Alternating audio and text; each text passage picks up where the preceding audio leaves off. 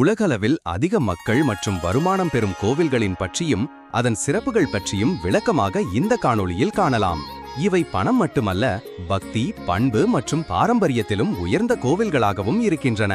அந்த வரிசையில் முதலில் காண்பது வாட்டிகன் சிட்டி கிறிஸ்தவ உலகத்தின் சாம்ராஜ்யம். இத்தாலியில் உள்ள ரோம் நகரத்தின் நடுவே இது அமைந்துள்ளது. இது உலகின் சிறிய நாடாகவும் தனி நாடாகவும் உள்ளது. போப் இங்குதான் தங்கியிருப்பார். செயின்ட் பீட்டர்ஸ் பசிலிகா உலகின் மிகப்பெரிய தேவாலயமாகும். சிஸ்டீன் சேப்பிள் புகழ்பெற்ற ஓவியம் இங்குதான் உள்ளது. புனித யாத்திரை தலமாக வருடத்திற்கு 20 மில்லியனுக்கும் மேற்பட்டோர் வருகின்றனர். சுற்றுலா, புனித பொருள் விற்பனை, நன்கொடை மூலமாக கோடிக்கணக்கான யூரோக்கள் வரும். வங்கிகள், அரிய கலாப்பொருட்கள், மத உரிமைகள் அனைத்தும் சேர்த்து அதன் மதிப்பு கணிக்க முடியாத அளவுக்கு அதிகம். அடுத்ததாக அங்கோர் வாட் கம்போடியாவில் உள்ளது. உலகின் மிகப்பெரிய ஹிந்து கோவில் வளாகம். 12ஆம் நூற்றாண்டில் கம்போடியாவின் மன்னன் 2ஆம் சூரியவர்மன் கட்டினார். முதலில் விஷ்ணுவுக்கு அர்ப்பணிக்கப்பட்டு ஹிந்து கோயிலாக இருந்தது. பின்னர் புத்த மத கோயிலாக மாறியது. இந்த கோவில் சுமார் 400 ஏக்கர் பரப்பளவில் கட்டப்பட்ட உலகின் மிகப்பெரிய கோயில் வளாகம் ஆகும். பாறைகளில் மிகச்சிறந்த ஓவியங்களும் சிக்கலான கோபுரங்கள், மண்டபங்களும் சிறப்புமிக்கது.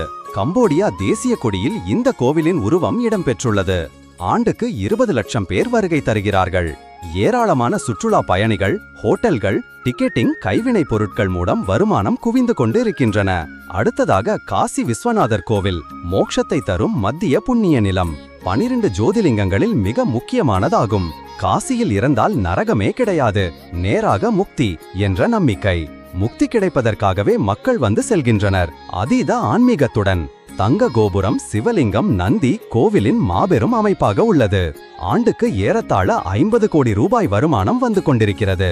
பிரதமர் மோடியின் மேம்பாட்டு திட்டத்தால் சுற்றுலா வசதிகள் மேம்பட்டுள்ளன. அடுத்ததாக ஜகந்நாதர் கோவில் ஒடிசா மாநிலம் பூரி மாவட்டத்தில் உள்ளது. ஜகந்நாதர் கண்ணன் வடிவம். அண்ணன் பாலபத்ரா, தங்கை சுபத்ரா இந்த 3 தெய்வங்களை பிரதானமாக வழிபடப்படுகிறார்கள். ஜகந்நாதர் என்றால் உலகத்தின் நாதன் என்று அர்த்தம். பூரி ஜகந்நாதர் கோவில் உலக புகழ்பெற்ற சார்தர யாத்திரை நடக்கும் இடமாகும். கோவில் முழுவதும் கலை சித்திரங்கள், மரச்சிலை வடிவங்கள் புகழ்பெற்றது. மூலமூர்த்திகள் மரத்தில் செய்யப்பட்டவை. 12 வருடத்துக்கு ஒருமுறை மட்டுமே புது உருவம் செய்யப்படுகிறது. கோவிலின் வருமானம் ஆண்டுக்கு 80 கோடிக்கு மேல் வருகிறது. நிதி மட்டுமல்ல, உணவளிப்பு, ஆன்மீக சேவை, சுற்றுலா வளம் அனைத்திலும் முக்கிய பங்கு வகிக்கிறது. அடுத்ததாக மதுரை மீனாட்சி அம்மன் கோவில். மீனாட்சி அம்மன் பார்வதியின் அவதாரமாகவும் சுந்தரேஸ்வரர் சிவபெருமானின் அவதாரமாகவும் காட்சியளிக்கின்றனர். 51 சக்தி பீடங்களில் ஒன்றாக இருக்கின்றன. முதலில் பாண்டியர்கள் கட்டினர், பின்னர் நாயக்கர் மன்னர்கள் விரிவாக்கம் செய்தனர். கோபுரங்கள் உயரத்தில் மிக பிரமாண்டமானவை, வண்ணமயமான சிற்பங்கள் கொண்டவை. 1000 தூண்கள் மண்டபம் மற்றும் போத்தி மரம் வரலாற்று சிறப்புமிக்க இடங்களாகும். சுந்தரேஸ்வரர் திருமண விழாவிற்கு லட்சக்கணக்கான பக்தர்கள் பங்கேற்கின்றனர். ஆண்டு வருமானம் 60 கோடிக்கு மேல் வருகிறது. இங்கு வெளிநாட்டு சுற்றுலா பயணிகள் அதிகம் வருகின்றன. அடுத்ததாக சித்தி விநாயகர் கோவில், மும்பையின் மிக பழமையான கோவில். அனைத்து நடிகர்கள், அரசியல்வாதிகள், தொழிலதிபர்கள் வரிசையில் காத்திருந்து தரிசனத்தை காண்கின்றனர். முருகனுக்கு தமிழ்நாடு என்றால் விநாயகருக்கு மும்பைதான். வெண்கல மூலமூர்த்தி, சிறியதாயினும் மிகவும் சக்தி வாய்ந்த கோவில். வருடத்திற்கு 120 கோடிக்கு மேல் நன்கொடை வந்து கொண்டிருக்கின்றன. அடுத்ததாக திருப்பதி வெங்கடேஸ்வரர் கோவில். சுமார் 3000 ஆண்டுகள் பழமையானது. பெருமாளின் ஹிமாலயம் என்று அழைக்கப்படும் இந்த கோவில் ஏழுமலையானின் இருப்பிடமாக கருதப்படுகிறது. கோவிலின் திருவிழாக்கள் மற்றும் லட்டு பிரசாதம் உலக புகழ் பெற்றவை. இந்தியாவின் மிக அதிக வருமானம் பெறும் கோவிலாகும். சுமார் வருடத்திற்கு 3000 கோடிக்கு மேல் வருமானம் வந்து கொண்டிருக்கிறது. தினசரி 50,000 முதல் 1 லட்சம் பக்தர்கள் வருகை தருகின்றனர். பலர் தங்கம், பணம் தானம் செய்கிறார்கள்.